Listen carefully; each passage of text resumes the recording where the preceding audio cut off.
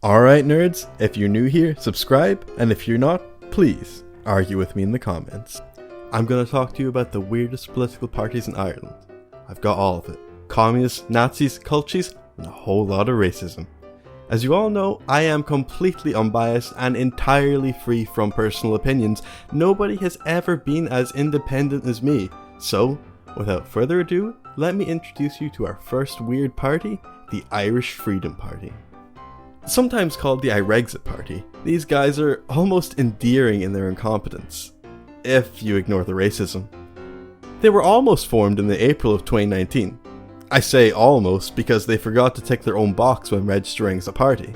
Because of this, the candidates who intended to run under the Irish Freedom Party name had to run as independents in the 2019 European election. Not that it mattered, none of the candidates got more than 2% of the vote. They're an anti-immigrant political party. They claim that mass immigration is a constant flow of cheap labour which suppresses wages. Ireland for the Irish, the usual stuff. They're big fans of the Great Replacement conspiracy theory.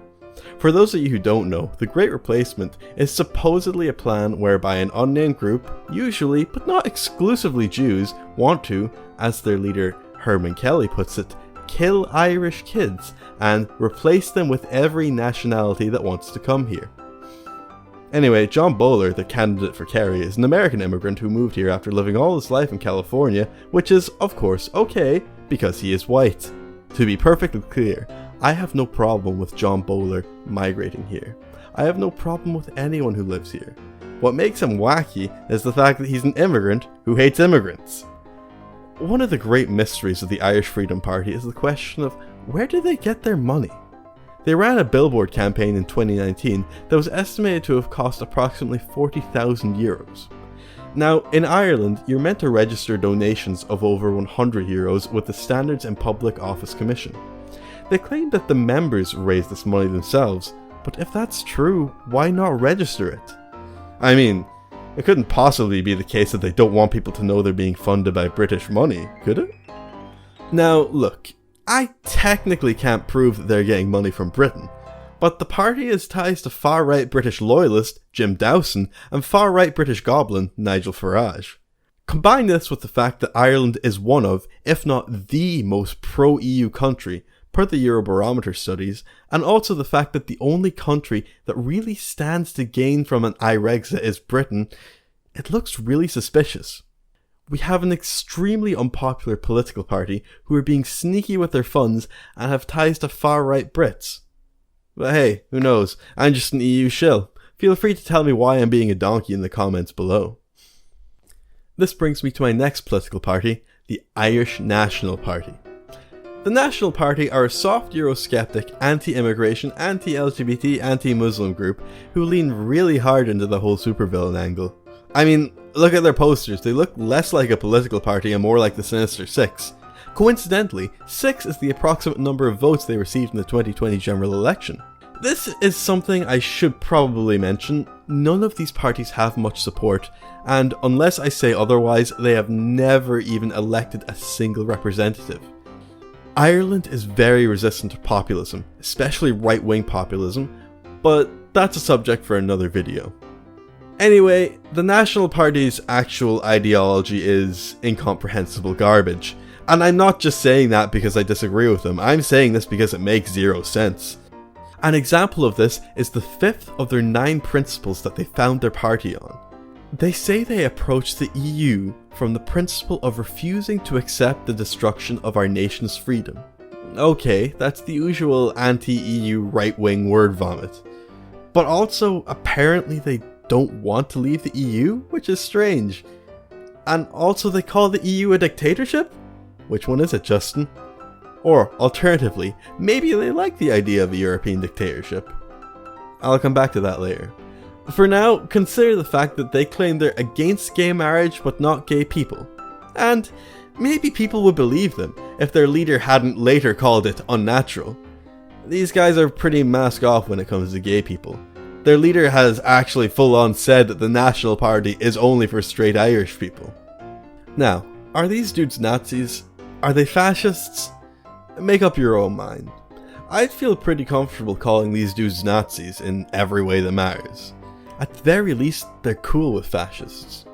The leader of the National Party, Justin Barrett, is really friendly with the National Partei Deutschland, a neo-Nazi political group.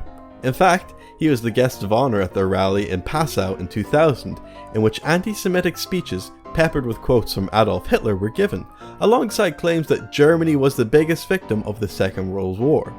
He also attended and spoke at Forza Nova rallies, Forza Nova being an Italian neo-fascist party. In 2019, Barrett fell victim to the milkshaking trend.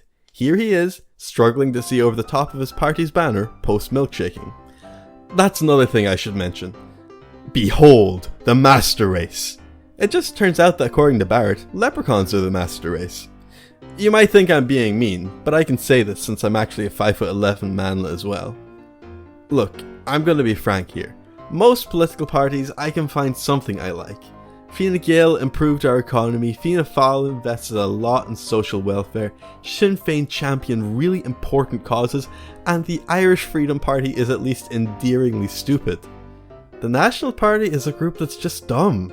Their second principle talks about personal freedoms and rejecting totalitarianism, but they want to ban abortions and stop gay people from getting married. They think the EU is dictatorial, but they don't want to leave. They want to say they're protecting freedom while also being authoritarians. 1 camp out of 10. Speaking of Nazis, this leads us to our final parties of today, the National Socialist Irish Workers' Party. If the name sounds familiar, it's because it's named after the German National Socialist Workers' Party, more commonly known as the Nazi Party. And if the Irish National Socialist Party doesn't ring a bell, that's because at the height of their power they had approximately 25 members. These guys don't even have a Wikipedia page, but for some reason they thought they needed a head of propaganda, a head of security, a German language department, and a couple of what they describe as stormtrooper units.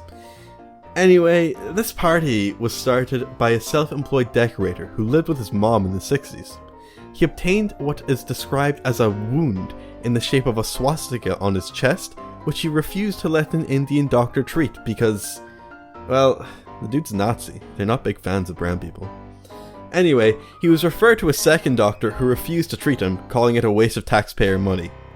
They were never really important, and it seems to have mostly been made up of the founder's family and friends. Ironically, the National Socialist Irish Workers' Party had a rival organisation, the Irish National Socialist Party.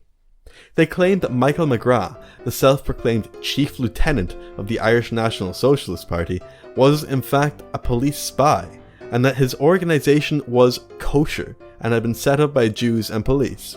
Now, if Michael McGrath is actually a police spy, he's really playing the long con, because to this day he's still sharing racist minion memes on Facebook like your granddad. Probably unlike your granddad though, is the fact that McGrath claims to be the arch-druid of Tara and all Ireland. He has been involved in spats with a number of other self-proclaimed druids with too much time on their hands, including calling one rival druid a vicious little English pagan. Sorry, that's a really funny insult.